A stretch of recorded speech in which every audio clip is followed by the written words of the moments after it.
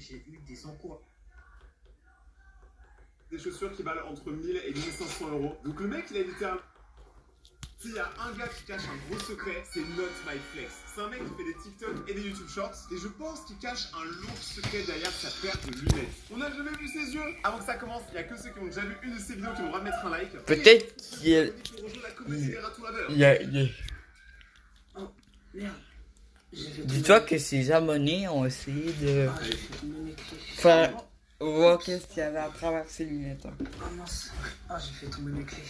C'est vraiment un gros flexeur, ça me tabasse. Le mec qui vient de flex deux paires, au moins c'est un bon parce qu'il a aussi flex la paire de son pote. Si vous connaissez pas ces chaussures là, c'est des chaussures qui valent entre 1000 et 1500 euros. Donc le mec il a littéralement un slip au pied. Moi à un moment j'étais grave dans les chaussures et j'ai acheté des Travis Scott et des Balenciaga tout ça. Et puis un jour j'ai réalisé un truc, c'est que ça sert à rien. Genre ça ne sert à rien d'avoir des chaussures super chères, honnêtement pour moi. Donc j'ai préféré arrêter parce que vraiment je suis pas un flexeur. Après c'est des très belles paires. Maintenant on va regarder sa vidéo la plus récente. Ça dit quoi? Je réagis à ta moyenne générale. Pour le premier Mec, parce que moi ma moyenne générale elle est si basse, je pense même pas que tu la connaisses. trimestre, j'ai à peu près 16 de moyenne. 16 de moyenne, 14. C'est énorme. Oh, c'est précis carrément. Trimestre 1, 12,44. Ok, trimestre 2, 10,50, 18,78. Mais très hardé là. 13. Mais attends, je suis désolé, alors déjà, tout le monde est chaud à l'école, et de deux, c'est quoi votre problème à mettre les chiffres après la virgule? Moi j'ai 18,81 points. Vous êtes des malades. Pour moi ça c'est l'attitude de psychopathe, hein, vous me faites peur. 50, je suis en 4D, la pire classe du collège. C'est quoi le 4D? Trimestre 1, c'est 11,50. La 4D c'est mieux que la 3D. Cette note-là, là, 11,50,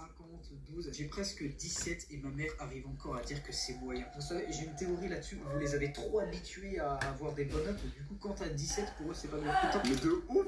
Ou sinon, que tes parents sont asiatiques. Les parents asiatiques ils mettent une pression de malade à leurs enfants la plupart du temps pour qu'ils réussissent à l'école. Et il y a aussi les parents qui sont trop relous. Quand tout le monde a échoué au contrôle et que t'as une mauvaise note et que tu leur expliques que tout le monde a échoué, ils sont en mode non mais il faut pas se comparer les autres. Et quand t'as une bonne note mais que tout le monde a eu une très bonne note, ils sont en mode oh mais t'aurais tellement pu faire mieux. Genre c'est une dinguerie. Les parents c'est un peu quand ça les arrange de se comparer aux autres élèves. 14,13 de moyenne, moi j'ai eu des encouragements. Encouragements avec. Ah moi je t'encourage, hein, je t'encourage comme ça. À peu près 15, avec une fleur en mode t'es triste, alors que 15 c'est une bête de note. Mais attends, mais c'est quoi ces élèves de ouf? Pour moi ils mentent, hein. Moi j'avais 10 de moyenne, j'étais déjà dans l'élite de mon collège. Belgique c'est sur 100 et du coup j'ai 86. C'était giga chaud quoi en fait. Oula, 12,50 à peu près, mais sans travailler. Non bah si je travaille, moi j'ai 18 et les profs c'est la légende ça. Je peux facilement faire 14 de moyenne si je travaille. Bah moi je dis, les gens qui disent si je travaille je peux avoir 15, je peux avoir 18, c'est bien des légendes parce qu'on les a jamais vus travailler. On sait pas sur quelle étude ils se basent pour dire ça. Ça se trouve en vrai ils le disent pas mais en fait ils travaillent de ouf, ils ont que 12 et du coup ils sont obligés de dire ah mais moi je travaille pas alors qu'en vrai c'est la pute.